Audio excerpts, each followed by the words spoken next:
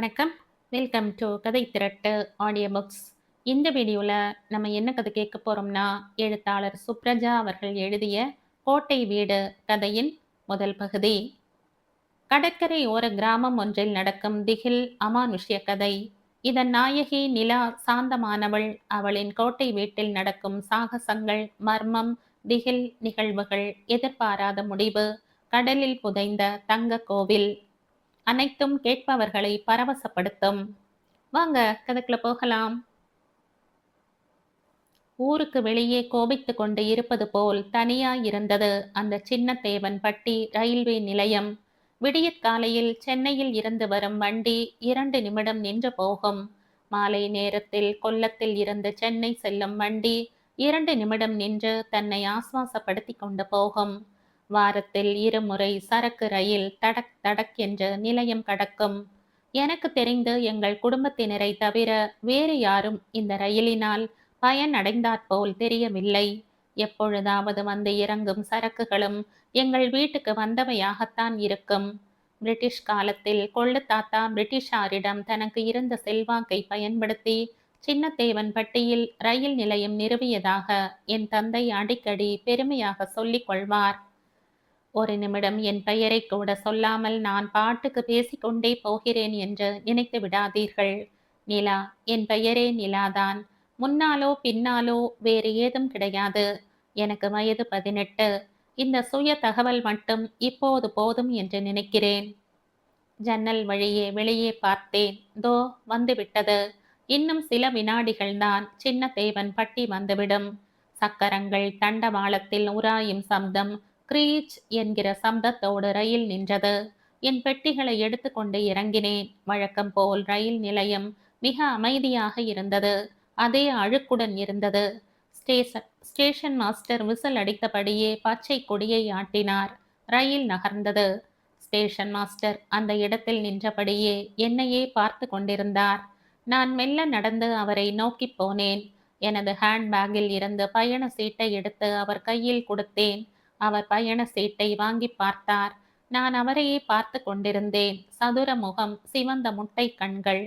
சீட்டை திரும்ப தந்தவர், எப்படி இருக்கு நிலா என்றார். நான் ஒன்றும் பதில் சொல்லவில்லை. அவரும் சளைக்காமல், போன வருஷம் பார்த்தது, இப்பதான் வர்ற.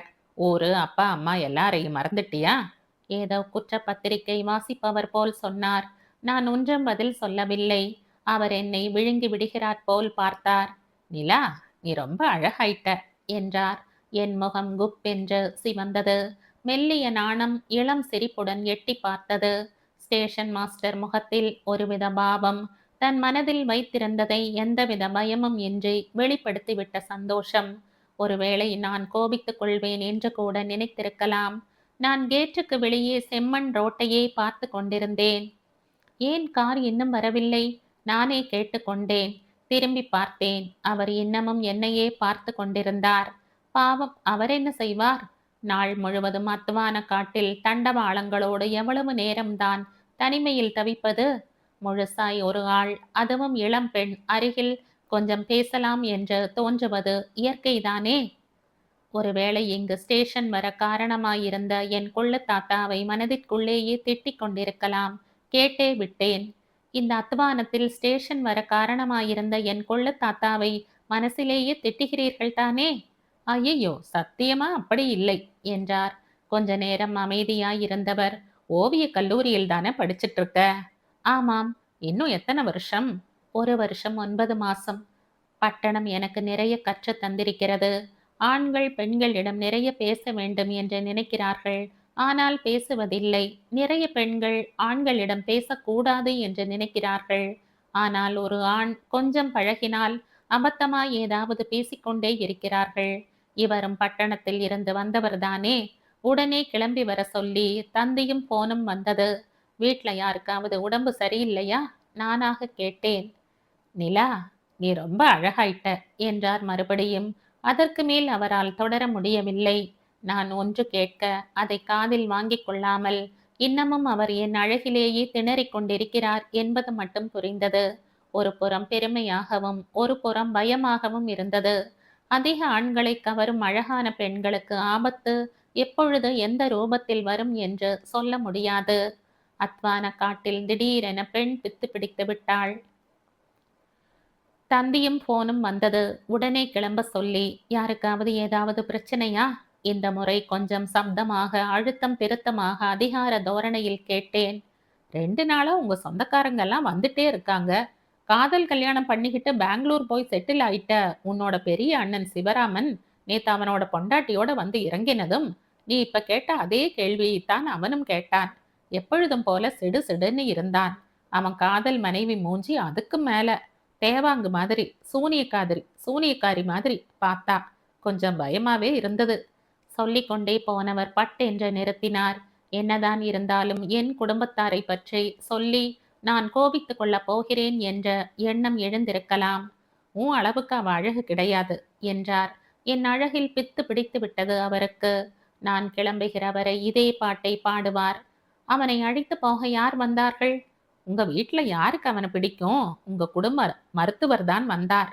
எனக்கு பிடிக்கும் என்றேன் பொட்டென்று. திரும்பி ஒரு முறை ஸ்டேஷனையும் அவரையும் பார்த்தேன். அழுக்கின் மொத்த குத்தகை, அவர் போட்டிருந்த கோட் நாற்றம் அடித்தது. இந்த ஸ்டேஷனை ஒரு முறை படம் வரையணும். என்னையும் சேர்த்துத்தானே? நீங்க இல்லாமலையா இந்த ஸ்டேஷனை உங்களையும் உங்க அழுக்கு கோட்டையும் விட்டுட்டு வரைய முடியுமா? அவர் முகம் சுண்டி போனது. சும்மா விளையாட்டுக்கு சொன்ன. முகத்தில் வலிய சிரிப்பை வரவழைத்து கொண்டார். தூரத்தில் இன்ஜின் சப்தம். பார்த்தேன். புள்ளியாய் கார் தெரிந்தது. அப்பாவின் கார். என்னை அழைத்து போக அவரே வருகிறார் என்றதும் மனம் பூரிப்பானது. கார் ஸ்டேஷனை நெருங்கியதும் தான் ஓட்டுநர் இடத்தில் இருந்தவரை பார்த்தேன். நான் யூகித்தது போல் அது அப்பா இல்லை. என்னை அழைத்து போக அவர் வராமல் கண்ணன் மாமாவை அனுப்பியிருந்தார். அவர் என் அம்மாவின் தம்பி. குடும்ப வரவு செலவு, கச்சா நோட்டு எல்லாமே அவர் கையில்தான் இருக்கும். எங்களுடைய கோட்டை வீட்டில் அவருக்கு செல்வாக்கு அதிகம். அவசரமாய் இறங்கியவர், சாரி நிலா, கொஞ்சம் தாமதம் ஆயிடுச்சு என்றார். அப்பா வரலையா? நான் கேட்டதும் என்னை பார்த்தார். பதில் சொல்லவில்லை. நான் கிளம்பும்போது சொன்னார், என்னை எதிர்பார்த்து காத்துட்டு இருப்பான்னு. அவருக்கு ஒண்ணும் இல்லையே, எல்லாம் வீட்டில் போய் பேசிக்கலாம். ஸ்டேஷன் மாஸ்டர் நாங்கள் சொல்லாமலேயே டிக்கியை ஓடி போய் திறந்தார். என் பெட்டிகளை கொண்டு போய் வைத்து மூடினார். மாமா டிக்கியை மூடும்போது எல்லாம் சரியாயிடும் என்ற மெல்லிய குரலில் ஸ்டேஷன் மாஸ்டரிடம் சொன்னது என் காதுகளில் விழுந்தது. நான் காரில் ஏறும் முன் இயல்பாய் திரும்பி பார்த்தேன். ஸ்டேஷன் மாஸ்டர் என் அழகின் பாதிப்பு மாறாமலேயே இன்னும் என்னையே பார்த்து கொண்டிருந்தார். வண்டியை செலுத்த ஆரம்பித்த. மாமா, காஃபி கொண்டு வந்திருக்கேன். இந்த மண் பறக்கிற புழுதி ரோடு தாண்டினதும் தார் ரோட்டில் நிறுத்தி தரேன் என்றார். யாருக்கு உடம்பு சரியில்லை? சொந்தக்காரங்க எல்லாரும் வந்துட்டு இருக்காங்கன்னு ஸ்டேஷன் மாஸ்டர் சொன்னாரே. நான் மாமாவை கேட்க அவர் ஒன்றும் பதில் சொல்லாமலேயே காரை தொடர்ந்து செலுத்தி கொண்டிருந்தார். அப்பா ஏன் வரல மாமா? அவருக்கு ஏதாவது பிரச்சனையா? இல்ல நிலா, அவர் நல்லா தான் இருக்கார். பின்ன யாருக்கு உடம்பு சரியில்லை? என் அக்காதான். அதான் உங்க அம்மா, அவளுக்கு தான். என்னாச்சு மாமா? நல்லா தான் இருந்தா. 4 நாளைக்கு முன்னாடி பாத்ரூம்ல வழுக்கி விழுந்துட்டா. அவ்வளவுதான். உள்ளே ஒளிஞ்சிருந்த வியாதி எல்லாம் விழிச்சு எழுந்துடுச்சு. ரத்த அழுத்தம், ஸ்ட்ரோக், ஒன்று மேல ஒன்று. நான் ஒன்றும் பேசாமல் இருந்தேன். சொன்னவர் மௌனமானார். எனக்கு அம்மாவின் அருகாமை எதுவும் நினைவில் இல்லை. காரணம் இல்லாமல் இல்லை. எனக்கு நினைவு தெரிந்த வரையில் தாதி அம்மாள்தான் எல்லாம். மதிய உணவு வேளையில் சாப்பாட்டு மேஜையிலும் இரவு உணவின் போதும் அம்மாவை பார்ப்பதோடு சரி. எப்போதாவது கூத்து கட்டுபவர்கள், நாட்டியக்காரிகள் வந்தால் அம்மா அந்த நிகழ்ச்சிகளின் போது தன் பக்கத்தில் என்னை உட்கார வைத்துக் கொள்வாள். மாமா திடீரென்று மௌனம் உடைத்தார். நிலா, நான் சொன்னா நீ நம்ப மாட்ட. என்ன? நிலா நிலான்னு உன் பேரை சொல்லித்தான் புலம்பிக்கிட்டே இருக்கா. என்ன சொல்றீங்க மாமா? எனக்கு என்னமோ பொசுக்குன்னு போயிடுவாளோன்னு தோணுது. எனக்கு திக்கென்று இருந்தது. வயிற்றை பிசைந்தது. என்னதான் கான்வென்ட்டிலும் ஹாஸ்டலிலும் தூக்கி போட்டாலும் அம்மா அம்மாதானே. அப்பா எங்க இருந்தாரு? எப்ப? அம்மா கீழே விழுந்தப்ப? திருநெல்வேலியில. இப்ப வந்துட்டாரு. கார் தார் ரோட்டை அடைந்திருந்தது. ஓரமாய் நிறுத்தினார். பிளாஸ்கில் இருந்த காஃபியை ஊற்றி கொடுத்தார். காஃபியை குடித்து கொண்டே கேட்டேன், அவ்வளவு சீரியஸா மாமா? என்ன பண்ண? விழறதுக்கு முன்னாடி வரைக்கும் கம்பீரமாய் இங்கிலாந்து மகாராணி மாதிரி தான். நம்ம கோட்டைக்கு உள்ள வலம் வந்துட்டு இருந்தா. வயசாயிடுச்சுல்ல, எல்லா வியாதியும் சமயம் எழுந்து ஆட்டம் போட ஆரம்பிச்சிடுச்சு. அம்மாவுடன் அதிக ஒட்டுதல் இல்லை என்றாலும் மெல்லிய சோகம் மனதிற்குள் இழைந்து ஓட ஆரம்பித்தது. நான் காஃபியை குடித்து முடித்ததும் காரை செலுத்த ஆரம்பித்தார். தார் ரோடு கண்ணுக்கு எட்டும் வரைக்கும் துடைத்து விட்டாற்போல் சுத்தமாயிருந்தது. மாமாவை பார்த்தேன். எனக்கு பரீட்சை வேற நெருங்கிட்டு இருக்கு மாமா. போன மாசமே எழுதியிருந்த. இது மத்த படிப்புங்க மாதிரி இல்ல. தெரியும், நானும் லெட்டர் படிச்சேன். அப்பா தான் உன்கிட்ட விவரமா பேச சொன்னார். நான் சொன்னா நீ கேப்பேன்னு அவருக்கு தெரியுமே. உங்க அம்மாவும் அதைத்தான் சொல்லி சொல்லி புலம்பறா. எனக்கு ஒன்று மட்டும் தெளிவாக புரிந்தது. மாமா எதற்கோ பீடிகை போடுகிறார். மாமா, என்னோட படிப்பை பாதியில விட்டுட்டு என்னால வர முடியாது. அந்த அத்வான காட்டுல அம்மா மாதிரி இடுப்புல சாவிய மாட்டிக்கிட்டு எல்லாரையும் நாட்டாமை பண்ணிட்டு இருக்கு என்னால முடியாது. எனக்கு அந்த கோட்டை வீடு மேல எனக்கு எந்த ஒட்டுதலும் கிடையாது. என்னைக்கோ விட்டு போச்சு.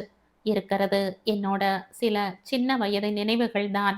அதிலேயும் பலது வலியும் வேதனையும் ஆனது. எத்தனை நாள் தூக்கம் வராம தவிச்சிருக்கேன் தெரியுமா? 10 மைல் தூரத்துக்கு ஆள் நடமாட்டமே இல்லாத வீடு.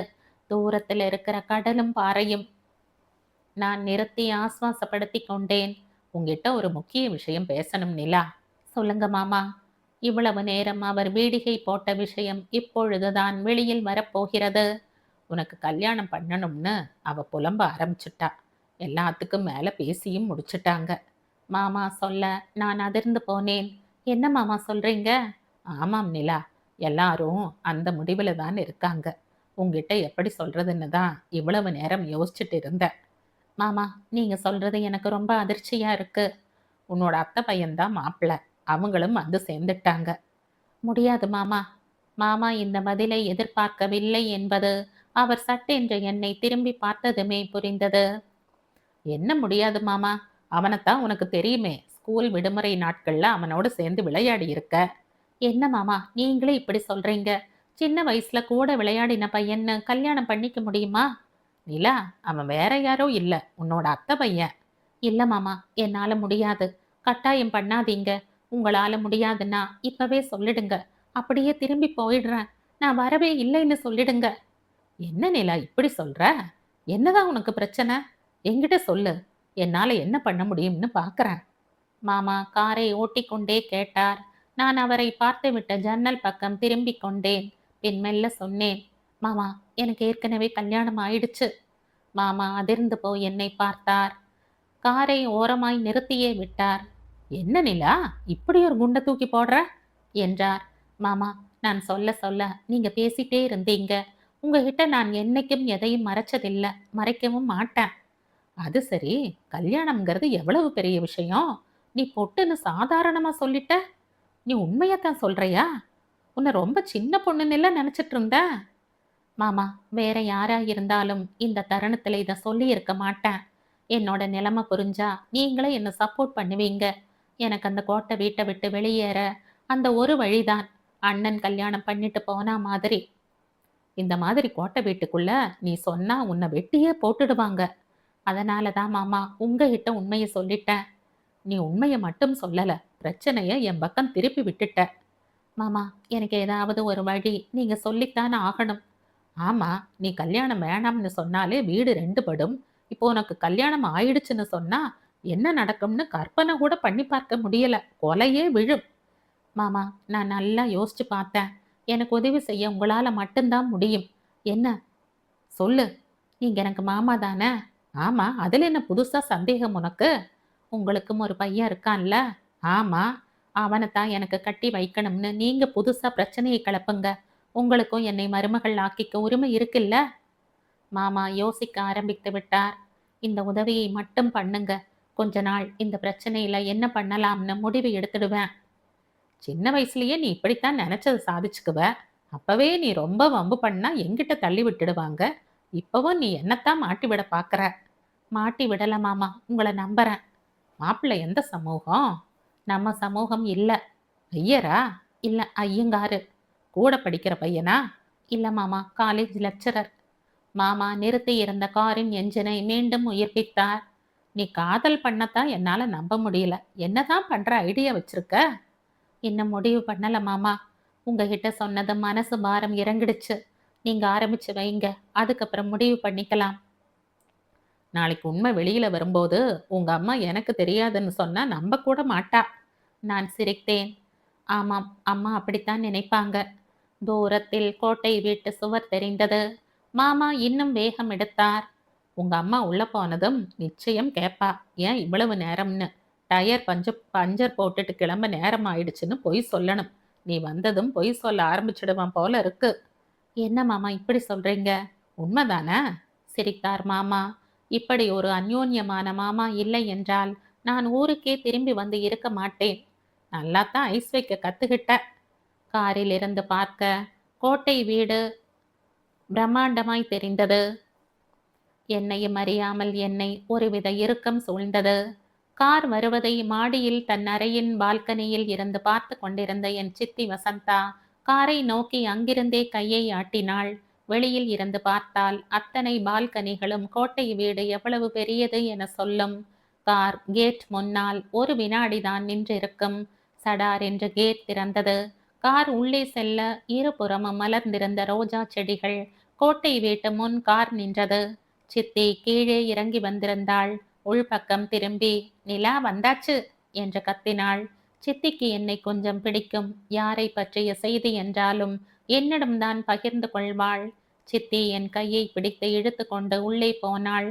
ஹாலில் என் அண்ணன் தன் மனைவியுடன் உட்கார்ந்திருந்தான். அவன் பக்கத்தில் அந்த பெண்மணி. அதுதான் என் அண்ணியாக இருக்க வேண்டும்.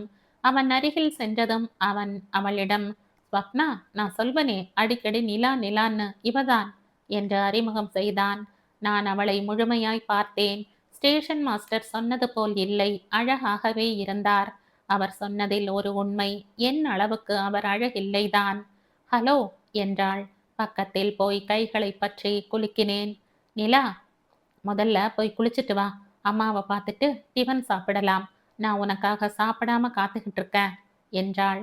நான் என் பெட்டி பேக் இரண்டையும் எடுத்துக்கொண்டு ஹாலில் இருந்து மாடிக்கு செல்லும் எங்கள் கோட்டை வீட்டின் பிரசித்தமான மரப்படியில் ஏறினேன். மிக பெரிய படிகள். ஒரே நேரத்தில் 3 பேர் கையை கோர்த்து கொண்டு ஏறலாம். 24 படிகள். முதல் மாடிக்கு மொத்தம் 3 மாடிகள். ஒவ்வொரு மாடியில் ஏறியதும் வலப்பக்கமும் இடப்பக்கமும் 9 அறைகள். முதல் மாடியில்தான் எங்களுடைய அறைகள். 2வது மாடி சொந்தக்காரர்களுக்கு. 3வது மாடி விருந்தாளிகள் வந்தால் தங்குவதற்கு. மெல்ல என் அறைக்கு சென்றேன். என் அறையை சுத்தம் செய்திருந்தார்கள். மெத்தை மீது எனக்கு பிடித்த நீல நிற படுக்கை உறை, நீல உறை போட்ட 2 தலையணைகள். நான் ஊருக்கு செல்லும் போது விட்டு போன துணிமணிகள் மற்றும் புதிய புடவைகள் எல்லாம் அலமாரியில் வைக்கப்பட்டிருந்தது. சித்திதான் இந்த வேலைகளை செய்திருப்பாள். என் பெட்டியை திறந்து சுடிதார் செட் ஒன்றை எடுத்து பெட் மேல் போட்டேன். துண்டு எடுத்துக்கொண்டு குளிக்க தயாரானவள் பால்கனியை பார்த்தேன். பால்கனி கதவு திறந்து இருந்தது. என் சிறு வயதில் நேரம் காலம் பார்க்காமல் நான் நின்று ரசித்த பால்கனி. துண்டை சுழட்டி கொண்டே பால்கனிக்கு சென்றேன். கண்ணுக்கு எட்டிய தூரம் வரை ஜன நடமாட்டம் இல்லாத பகுதி. தூரத்தில் கடல் நீளமாய் தெரிந்தது. வெயில் நிலம் எங்கும். எப்பொழுதாவது மாமாதான் எங்களை கடலுக்கு அழைத்து செல்வார், தண்ணீருக்குள் ஓடக்கூடாது என்கிற நிபந்தனையோடு. கல்லூரிக்கு செல்லும் முன் ஒரு முறை நான் தனியாய் ஆர்ப்பரிக்கும் கடல் முன் நின்று வந்தேன். அன்று கூட மாமா பால்கனியில் இருந்து கவனித்து கொண்டுதான் இருந்தார். பால்கனியில் நின்று பழைய நினைவுகளை அசை போட்டபடி கொஞ்ச நேரம் என்னை மறந்து நின்றேன். எதிர்பாராத உணர்வில் உந்தப்பட்ட நான் பக்கவாட்டில் பார்த்தேன். 3 பால்கனி தள்ளி அந்த பெண் வெண்ணிற உடையில் நின்றிருந்தாள். அவள் என்னை கவனிக்கவில்லை. சொந்தம் போல் தெரியவில்லை. வேறு பக்கம் பார்வை போய் திரும்பி பார்த்தேன். அவளை காணவில்லை. அதிர்ந்தேன். அதற்குள் எங்கே போனாள்? குழப்பம். மெல்ல தலை தூக்கியது. யார் அந்த பெண்? யோசித்தபடியே குளிக்கப் போனேன். என் வீட்டு பாத்ரூமில் குளித்து எவ்வளவு நாள் ஆயிற்று? நான் வழக்கமாய் தேய்த்து கொள்ளும் சோப் புதியது வைக்கப்பட்டிருந்தது. சித்தி சொல்லித்தான் வேலைக்கார பெண்மணி வாங்கி வைத்திருப்பாள். குளிக்கும் போதே கீழே அம்மாவிடம் என்ன பேச வேண்டும் என்று ஒத்திகை பார்த்து கொண்டேன். அண்ணி வேறு சாப்பிடாமல் காத்திருக்கிறாள். குளித்துவிட்டு என்னையும் அறியாமல் பால்கனிக்கு சென்றேன். அந்த பால்கனி காலியாய் இருந்தது. உடைகளை மாற்றிக்கொண்டிருக்கும் போது சித்தியின் குரல் கேட்டது. சீக்கிரமா நிலா, உன் அன்னிக்கு ரொம்ப பசிக்குதாம். நான் வேகமாய் கீழே இறங்கினேன். அண்ணி அங்கே தட்டை போட்டு உட்கார்ந்திருந்தாள். அண்ணி, ஒரு நிமிஷம், அம்மா கிட்ட போயிட்டு வந்துடுறேன். அம்மாவின் அறைக்கு போனேன். அறைக்குள் நுழைந்ததும் அதுவரை வாசலையே பார்த்து கொண்டிருந்த அம்மா என் தலையை பார்த்ததும், சாப்பிட்டியா என்ற ஜாடையில் கேட்டாள். இப்பதான் சாப்பிட போறேன் என்றேன். சாப்பிட்டுட்டு வா என்ற ஜாடை செய்து போக சொன்னாள். டைனிங் டேபிள் வந்தேன். அண்ணி காத்திருந்தாள். நானும் அண்ணியும் உட்கார்ந்ததும் சூடாய் தோசை வந்தது. தேங்காய் பூ சட்னி எனக்கு பிடித்தது. இதுவும் சித்தியின் வேலையாகத்தான் இருக்கும். என் மீது அவளுக்கு கொள்ளை ஆசை. நல்ல பசி. 2 தோசை கூடவே சாப்பிட்டேன். அண்ணி ஏதாவது பேசுவாள் என்று பார்த்தேன். என் படிப்பை பற்றி மட்டும் விசாரித்தாள். அவ்வளவுதான். அம்மாவின் அறைக்கு போனேன். பக்கத்தில் உட்கார்ந்தேன். அம்மாவின் கண்கள் கலங்கித்தான் இருந்தது. அம்மாவின் கைகளை பற்றி கொண்டேன். என்ன நிலா, இந்த அம்மாவை மறந்துட்டியா? என்னம்மா சொல்றீங்க? அம்மாவை யாராவது மறப்பாங்களா? அதுவும் உங்களை நான் மறப்பனா? மாமா எதுவும் சொன்னாரா நிலா? அம்மா நேரடியாய் விஷயத்திற்கு வந்து விட்டார். இல்லம்மா, படிப்பு முடிய இன்னும் எவ்வளவு நாள் இருக்குன்னு கேட்டாரு. வேற ஒன்றும் பேசலையா? இல்லம்மா. அப்புறம் ஏன் இவ்வளவு லேட்? நான் கொஞ்சம் ஜாக்கிரதையானேன். திரும்பி வந்ததும் நிச்சயம் மாமா அம்மாவிடம் நான் குளிக்க போன போது பேசியிருப்பார். அம்மா என்னிடம் மறு உறுதி செய்து கொள்ள கேட்கிறார் என்று மட்டும் புரிந்தது. கார் பஞ்சர் ஆயிடுச்சு. ஓ அப்படியா? நான் நீங்க காஃபி சாப்பிட நிறுத்தும் போது ஏதாவது பேசியிருப்பீங்களோன்னு நினைச்சேன். இல்லம்மா, நீங்க கீழே விழுந்தது பத்தித்தான் சொன்னாரு. வேற எதுவும் பேசல. நல்லா எப்போதும் கோட்டை வீட்டுக்குள்ள வலம் வந்த உங்களை இப்படி பார்க்கறது மனசுக்கு ரொம்ப கஷ்டமா இருக்கு. அதுக்கு என்ன பண்றது? நான் உழைச்சது போதும்னு தேவி நினைக்கிறா போல இருக்கு. அம்மா சுற்றி சுற்றி மீண்டும் கோட்டை வீட்டு பொறுப்பை பற்றி பேச வருகிறார் என்று மட்டும் புரிந்தது. அப்புறம் என்ன நினைத்தாரோ? நிலா, ரயில்ல வந்த களைப்பு இருக்கும், போய் ஓய்வு எடுத்துக்க. உன் அண்ணியை உனக்கு பிடிச்சிருக்கா? அதான் சிவராமன் மனைவி எப்படி இருக்கா? அண்ணி நல்லாத்தான் இருக்காங்க. படிச்ச பொண்ணாதான் அண்ணன் தேடி கட்டி இருக்கான் என்றேன். சரி நிலா, நீ போய் ரெஸ்ட் எடு, அப்புறம் பேசிக்கிடலாம் என்றாள். நான் வெளியில் வந்தேன். இப்படி வந்து உட்காரு என்று கூப்பிட்டாள். என்னை மருமகள் ஆக்கிக் கொள்ள சம்மதித்த அத்தைக்காரி. அம்மா உள் இருந்தே, அவ கொஞ்சம் ஓய்வு எடுத்துக்கிட்டு வரட்டும் என்று குரல் கொடுத்தாள். நான் படி ஏறினேன். சித்தி பின்னாலேயே வந்தாள். நிலா, பட்டணத்துக்கு போனதும் நீ ரொம்ப அழகா மாறிட்ட. அதெல்லாம் இல்ல சித்தி, எப்போதும் போலதான் இருக்கேன். உங்க கண்ணுக்கு அப்படி தெரியுது போல. சித்தி மேலே 2 பால்கனி தள்ளி ஒரு பொண்ணை பார்த்தேன். நம்ம சொந்தக்காரங்க வழக்கமா தங்குற இடத்துல. ஓ, வந்தனாவ பாத்தியா? பேச வேண்டியது தானே. நீங்க வேற சித்தி, திடீர்னு பார்த்ததும் பயந்துட்டேன். யோசிச்சு முடிவு பண்றதுக்குள்ள அவ உள்ள போயிட்டா. நானும் குளிக்க போயிட்டேன். யாரு சித்தி அது? நம்ம டாக்டரோட பொண்ணு, சென்னையில தான் படிக்குது. அப்படியா? பரவாயில்ல. அம்மா சொந்தக்காரங்க அறையை ஒதுக்கிட்டாங்க. நம்ம குடும்ப டாக்டர் ஆச்சே, இத்தனை வருஷமா நம்ம குடும்பத்தை பார்த்துக்கிறாரு இல்ல, அவங்களுக்கு நம்ம சொந்தக்காரங்களுக்கு கொடுக்கிற மரியாதையை கொடுக்கணும்னு உங்க அம்மாவோட உத்தரவு. என் அறைக்குள் நுழைந்தேன். படுக்கையில் உட்கார்ந்தேன். சித்தி பக்கத்தில் உட்கார்ந்தாள். சித்தி என்னுடன் எப்பொழுதுமே மனம் விட்டு பேசுவாள். ஏனோ தெரியவில்லை, அவள் வீட்டில் வேறு யாருடனும் ஒட்டவில்லை. நிலா, பட்டணத்துல உனக்கு யாராவது நெருக்கமா இருக்காங்களா? ஏன் கேக்குறீங்க சித்தி? ஆ, இந்த லவ்வு கிவ்வு. சரிதான், படிக்க போனனா லவ் பண்ண போனனா? போங்க சித்தி என்று செல்லமாய் கோபித்து கொண்டேன். சாதாரணமா இருக்கிற பொண்ணுங்களுக்கே ஜொல்லு விடுவாங்களாம் இல்ல, உன்ன மாதிரி ஒரு அழகி போனா ஒருத்தங்கூடவா வந்திருக்க மாட்டான்? வராம இல்ல, நான் தான் விரும்பல. பெரிய அத்தை இன்னும் பார்க்கல இல்ல? சித்தி கேட்டதும் எனக்கு உடம்பு நடுங்கியது. என் தாத்தாவின் சகோதரி, என் அப்பாவிற்கு அத்தை, எனக்கு அத்தை பாட்டி. ஆனாலும் எல்லோருமே அத்தை என்றுதான் கூப்பிடுவோம். இந்த முதல் மாடியில் தான் கடைசி அறையில் இருக்கிறாள். வயசானாலும் நடமாட்டம் இருக்கிறது. அறையை விட்டு வெளியில் வரமாட்டாள். அறையில் இருந்தபடியே அவள் எல்லா செய்திகளையும் உள் வாங்கி விடுவாள். அவள் முகமே அழுத்தமான ரேகைகளை கொண்டு ஒருவித பயமுறுத்தலுடன் இருக்கும். சின்ன வயதில் அத்தையை பார்த்தாலே அலறி அடித்து கொண்டு ஓடி விடுவேன். என்னை அவளுக்கு பிடிக்கும். பக்கத்தில் போனாலே உடம்பு நொறுங்குகிறார் போல இறுக அணைத்துக் கொள்வாள். அத்தை கோபமாக இருக்கும் நேரத்தில் யாருமே பக்கத்தில் போக மாட்டார்கள். மிகவும் கொடூரமாக மூர்க்கத்தனத்துடன் நடந்து கொள்வாள். சில நேரங்களில் அத்தை நாள் கணக்காக அறைக்குள்ளேயே அடைந்து கிடப்பாள். என் அண்ணன் சிவராமன் அவள் ஏதோ மந்திரம் செய்கிறாள் என்பான். அவனுக்கும் அவளை பார்த்தாலே அலர்ஜி. அத்தை வருகிறார்கள் என்றாலே காத தூரம் ஓடி விடுவான். அறைக்குள் திரும்ப போய் விட்டார் என்பதை உறுதி செய்து கொண்டுதான் திரும்புவான். நான் போகும்போதெல்லாம் உன்னை பத்தி விசாரிக்காம இருந்ததே இல்லை. கோட்டை வீட்டோட வாரிசு வாரிசுன்னு சொல்லிக்கிட்டே இருப்பாங்க என்று சித்தி சொன்னதும் எனக்கு சித்தி யதார்த்தமாக இந்த வாரிசு விஷயத்தை பற்றி பேசுகிறாளா இல்லை அம்மா சொல்லி பேசுகிறாளா என்ற சந்தேகம் வந்தது. அட போங்க சித்தி, நீங்க தான் இந்த கோட்டை வீட்டுக்கு அடுத்த வாரிசு என்றேன். நிலா என்னோட தங்கச்சி, இந்த கோட்டை வீட்டுக்கு வாரிசுன்னு சொன்ன அடுத்த வாரமே அவளுக்கு என்ன ஆச்சுன்னு உனக்கு தெரியும் இல்ல? சித்தி கேட்க எனக்கு குலை நடுங்கியது. சித்தி சொன்னதும் எனக்கு உண்மையிலேயே உடம்பில் ஒரு உதறல் போட்டது. இந்த சித்தியை விட ஒரு வயது சின்னவள், ரொம்ப கலகலப்பாக இருப்பாள். அவள் 3 வருடம் முன் சொந்தக்காரர்கள் எல்லோரும் வந்திருக்கும் போது சாப்பாட்டு மேஜையில் எல்லோர் முன்னாலும் சொன்னாள், என்ன பெரிய பராமரிப்பு, நான் தான் இந்த கோட்டை வீட்டோட அடுத்த வாரிசு. எங்க பெரிய அக்கா மாதிரி எல்லாம் கெடுபிடி பண்ண மாட்டேன். சுதந்திரம் எல்லாருக்கும் எல்லாத்துலேயும் சுதந்திரம் என்றாள். இந்த சித்தி தான் அவளை அப்பொழுது அடக்கினாள். சும்மா இருடி, ஏதாவது உளறிட்டு இருக்காத. அதன் பின் சாப்பாட்டு மேஜையில் யாரும் எதுவும் பேசவில்லை. ஆனால் அம்மாவின் முகத்தில் கோபம் கொப்பளித்ததை பார்த்தேன். எங்கள் வீட்டில் பெரிய குதிரை லாயம் உண்டு. லாயத்தில் முதலில் 4 உயர்ந்த ஜாதி குதிரைகள் இருந்தன. தாத்தாவின் மறைவுக்கு பின் அவை கொஞ்சம் கொஞ்சமாக குறைந்து கடைசியில் ஒரு குதிரை என்று ஆகிவிட்டது. நான் அடுத்த வாரிசு என்று சொன்ன சித்தி வனஜாவின் பெட் அது. வேறு யாரையும் பக்கத்தில் கூட நிற்க விடாது. நான் அடுத்த வாரிசு என்று சொன்ன சித்தி வனஜாவின் பெட் அது.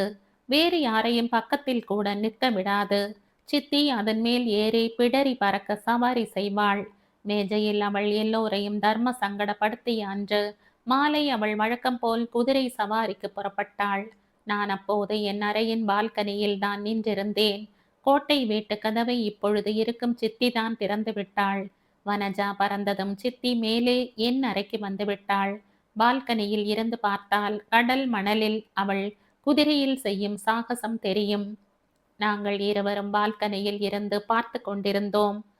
புயல் வேகத்தில் பறந்து கொண்டிருந்தாள் அவள். யப்பா, அவ தைரியம் எனக்கு வராது. எனக்கும் குதிரை ஏறணும்னு ஆசைதான். பக்கத்துல போனாலே உருணுது. சித்தி குதிரையில் பறந்து கொண்டிருந்தாள். 10 நிமிடம் கடந்திருக்கும். பெர்கி என்று என் சித்தியால் செல்லமாய் கூப்பிடப்படும் அந்த செம்மண் நிற குதிரை அவளை சுமந்தபடி சீறிக்கொண்டு அலைகளால் ஆர்ப்பரித்து கொண்டிருந்த கடலுக்குள் பாய்ந்தது. நானும் சித்தியும் அவள் ஏதோ சாகசம் செய்ய கடல் அலைக்கு போனாள் என்றுதான் முதலில் நினைத்தோம். பொங்கி வந்து கொண்டிருந்த தொடர்ந்த அலைகளின் ஊடே பெர்கி அவளுடன் பாய்ந்தது, சென்றது, கண்களில் இருந்து மறைந்தது. சித்தி என்று முதலில் அலறல் போட்டது நான் தான். மாமா ஆட்களுடன் கடலுக்கு போய் சேருவதற்குள் குதிரையுடன் அவள் காணாமல் போயிருந்தாள். எங்கு தேடியும் சித்தி குதிரை 2 பேரையும் காணவில்லை. 2 நாள் கழித்து அவளுக்கு மிகவும் பிடித்த, அதிகம் நேசித்த கடலை பிளந்து கொண்டு சென்ற பெர்கி அதே இடத்திலேயே சித்தியின் உடலுடன் வயிறு உப்பி ஒதுங்கியது. வீட்டில் கதறி அழாதவர்கள் இல்லை, அம்மாவை தவிர. தேவி காவு வாங்கிவிட்டாள் என்றார் மாமா. பல இரவுகள் என் கனவில் குதிரையில் பறக்கும் சித்தி வந்து தொந்தரவு செய்தாள். என்ன சித்தி, அதை நினைவுபடுத்திட்டீங்க என்று திகிலுடன் சித்தியிடம் கேட்டேன். நினைவுபடுத்தல நிலா, வந்துச்சு. நிலா, நீ பட்டணத்துக்கெல்லாம் போய் படிக்கிற. உனக்குன்னு 1000 ஆசைகள் இருக்கும். நீ ஏன் இந்த வனாந்திரத்துல கஷ்டப்படணும்? உங்க அண்ணனை சிவராமன் மாதிரியே நீயும் உனக்கு பிடிச்ச மாப்பிள்ளையை கல்யாணம் பண்ணிட்டு அங்கேயே செட்டில் ஆயிடு. உன்னை எனக்கு ரொம்ப பிடிக்கும் நிலா, அதனால தான் சொல்றேன் என்றாள். சித்தி மிக இயல்பாய்த்தான் பேசினாள். அவள் அக்கறை எனக்கு புரியாமல் இல்லை. கொஞ்ச நேரம் எதையோ யோசித்தவளாய், சித்தி ரொம்ப டயர்டா இருக்கிற மாதிரி இருக்கு, நான் ஒரு குட்டி தூக்கம் போடுறேன் என்றேன். சரிப்பா, அப்ப நான் கீழே போறேன். சித்தி, நீங்க இங்கேயே இருங்க. உங்களுக்காக கிளம்பும்போது கொஞ்சம் கதை புத்தகங்கள் வாங்கிட்டு வந்திருக்கேன். பெட்டியை திறப்பதற்குள் பாய்ந்தாள் சித்தி. நீ பலே ஆளு நிலா, வாங்கிட்டு வந்துட்டு எவ்வளவு சைலண்டா இருக்க. சித்தி நிறைய படிப்பாள். அவளுக்காக வாங்கி வந்திருந்த புத்தகங்களை எடுத்து கொடுத்தேன். அவ்வளவுதான். அவள் அதை ஒவ்வொன்றாய் எடுத்து முகர்ந்து முகர்ந்து பார்த்தாள். என்னை கட்டிப்பிடித்து கன்னத்தில் முத்தமிட்டாள். சூப்பர் நிலா! போன வருஷம் உங்க மாமா திருநெல்வேலி போனப்ப வாங்கிட்டு வந்திருந்தார். அதுக்கப்புறம் இப்பத்தான். சரி, நான் நம்ம லைப்ரரி ரூமுக்கு போறேன். பாத்தீங்களா சித்தி, புத்தகம் வந்ததும் என்ன மறந்துட்டீங்க? இங்கேயே உட்கார்ந்து படிக்கலாம் இல்ல? நிலா, உனக்கே தெரியும், புத்தகம் படிக்கும்போது நம்ம பக்கத்துல யாருமே இருக்கக்கூடாது. அப்படியே அதுல மூழ்கி பயணம் பண்ணணும்.